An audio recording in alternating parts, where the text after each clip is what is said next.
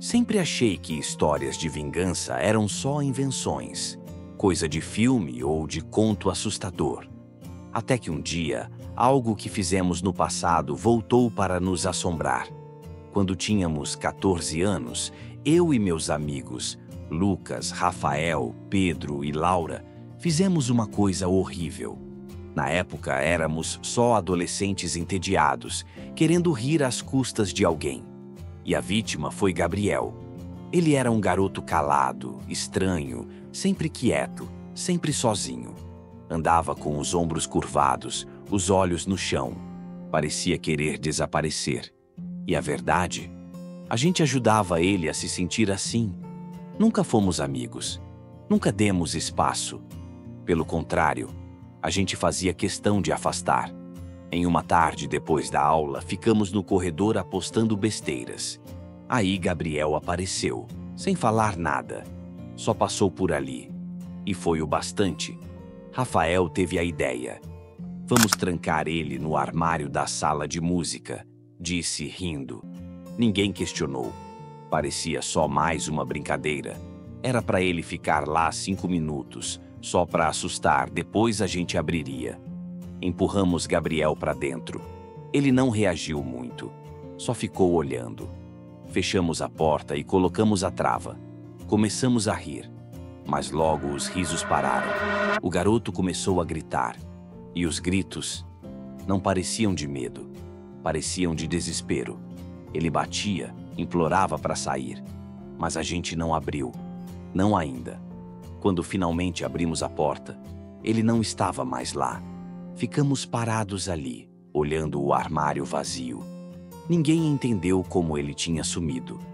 Não havia fundo falso, nenhuma saída.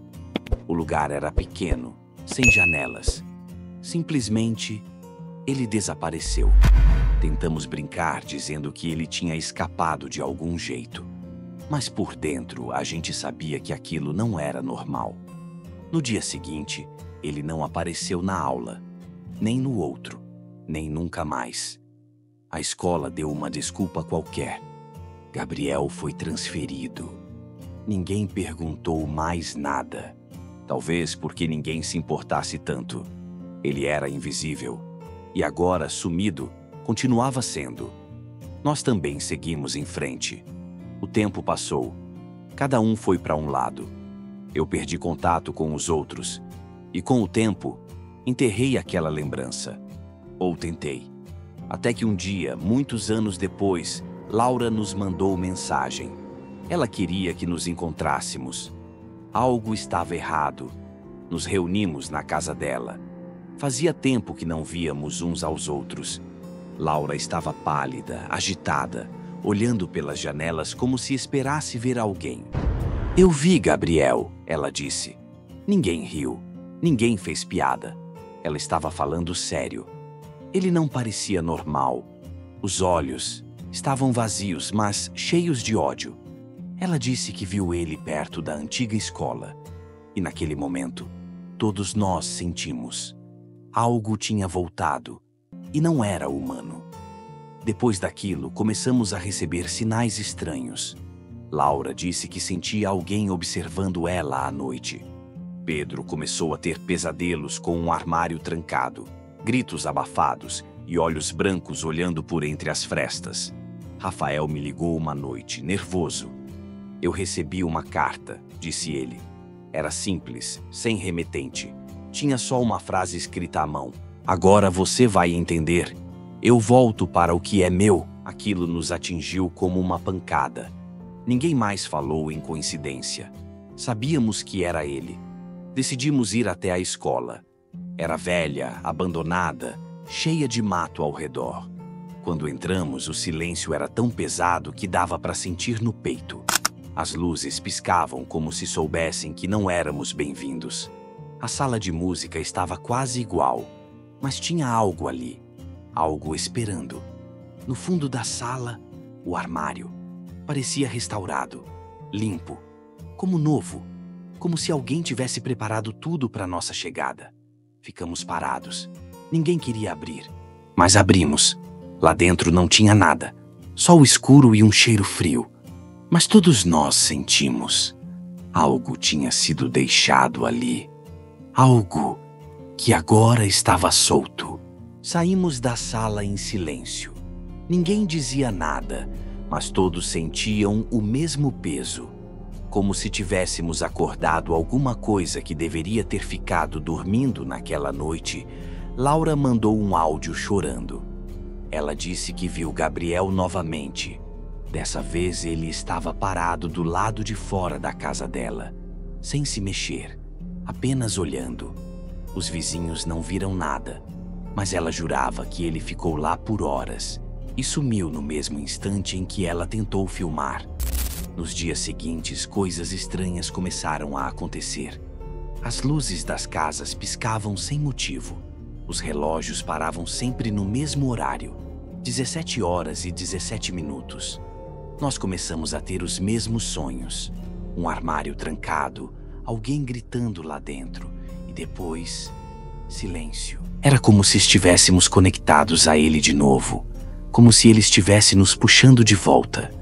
Pedro tentou ignorar, mas numa noite ele desapareceu.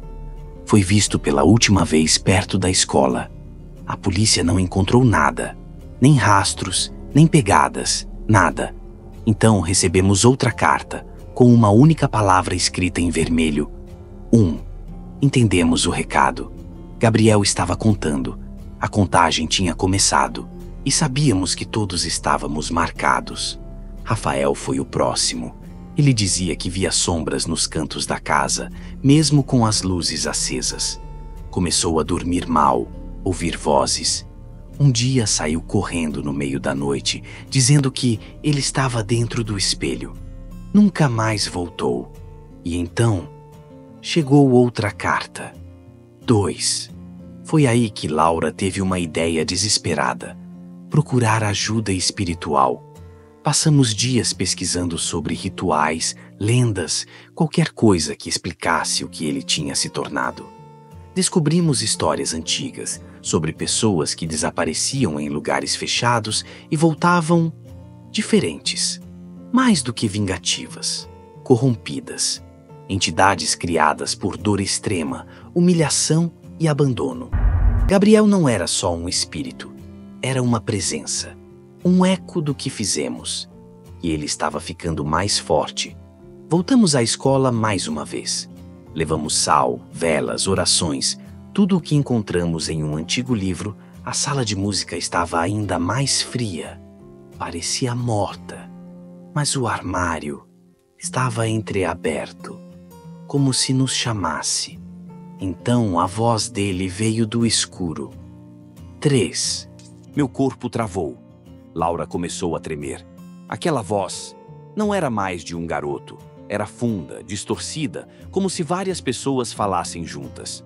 O ar ficou gelado. O teto rangeu. As paredes pareciam respirar. Então vimos. Gabriel estava lá, ao lado do armário.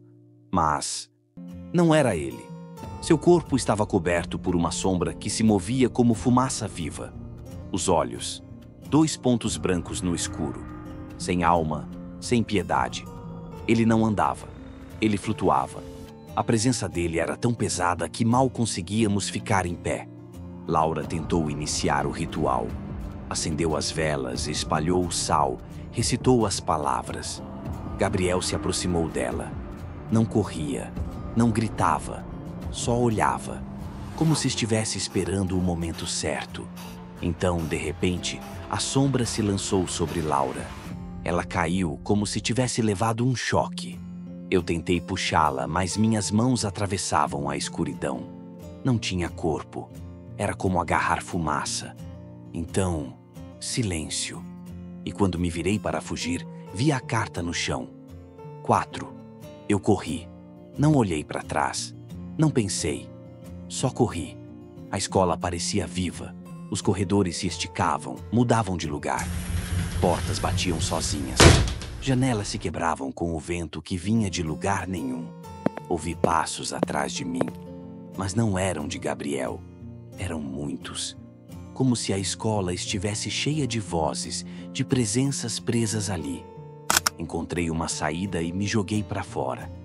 Só no dia seguinte consegui voltar para casa. Tentei ligar para Lucas, o único que ainda não tinha sumido.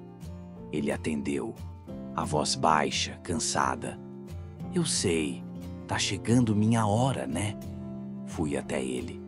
Ficamos trancados por dias, tentando entender o que fazer. Pesquisamos mais. Encontramos um velho blog com relatos parecidos. Falavam de uma coisa chamada eco do armário, um tipo de maldição. Quando alguém é trancado e esquecido em um espaço escuro, ele pode se dividir, deixar uma parte no mundo físico e outra no espiritual. E se a dor for forte o suficiente, essa parte volta para cobrar. Gabriel era isso, e ele não ia parar até terminar a contagem. Na noite seguinte, Lucas desapareceu, e no chão da sala dele estava a última carta. 5. Agora só restava eu. O último da lista. O último nome na memória de Gabriel. E eu sabia. Ele estava vindo. As cartas pararam. Mas os sinais ficaram mais claros. Espelhos estouravam sozinhos. Luzes queimavam toda vez que eu entrava num cômodo. Os pesadelos eram diários. O armário. Sempre o armário. Em um deles eu estava preso lá dentro. Ouvia risos do lado de fora. Vozes conhecidas. E depois, só silêncio. Acordei suando, com marcas nos braços, como se algo tivesse me agarrado no sono. Então decidi. Era hora de acabar com isso. Voltei à escola uma última vez, sozinho. Levei comigo um caderno com anotações de tudo o que pesquisei. Rituais, símbolos, palavras antigas. Era minha única chance. Ao entrar, tudo estava escuro. Não como da outra vez. Agora era vazio. Não havia som nem vento. Só eu e o armário. Ele estava aberto. E lá dentro, uma sombra me esperava. Era ele, Gabriel, ou o que restou dele. Ele me olhou. E pela primeira vez, falou com a própria voz. Você me deixou lá. Fiquei parado. Não consegui responder. Como dizer algo depois de tudo? Como explicar que não era para ter sido assim? Gabriel saiu do armário sem tocar o chão.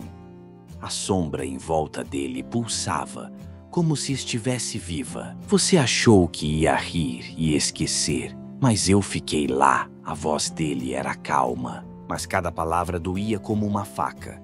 Abri o caderno. Comecei a falar as palavras que preparei. O chão tremeu. A sombra ao redor dele gritou. Não com som, mas dentro da minha mente. Como se 1000 vozes chorassem juntas. Continuei o ritual. O ar ficou denso, difícil de respirar. Luzes explodiram no teto. O armário começou a se fechar sozinho. Gabriel gritou. Não de dor, mas de raiva. Ele tentou avançar, mas o símbolo no chão brilhou. A sombra recuou. E por um momento eu vi. Vi o rosto dele, o verdadeiro. Não o monstro, mas o garoto, assustado, pequeno, preso. As lágrimas desceram dos meus olhos, não por medo, mas por arrependimento. Então, a luz explodiu e tudo sumiu. Acordei no chão da sala de música. Estava escuro, mas quieto. Não havia mais sombra, nem voz, nem armário. Levantei devagar. Cada parte do meu corpo doía sair da escola antes do sol nascer. O céu estava claro, como se nada tivesse acontecido. Mas dentro de mim, tudo havia mudado. Nunca contei essa história para ninguém. Ninguém acreditaria. E mesmo se acreditassem, não mudaria nada. Os outros se foram. E eu fiquei, carregando o peso do que fizemos, do que causamos hoje. Passo em frente à escola de vez em quando.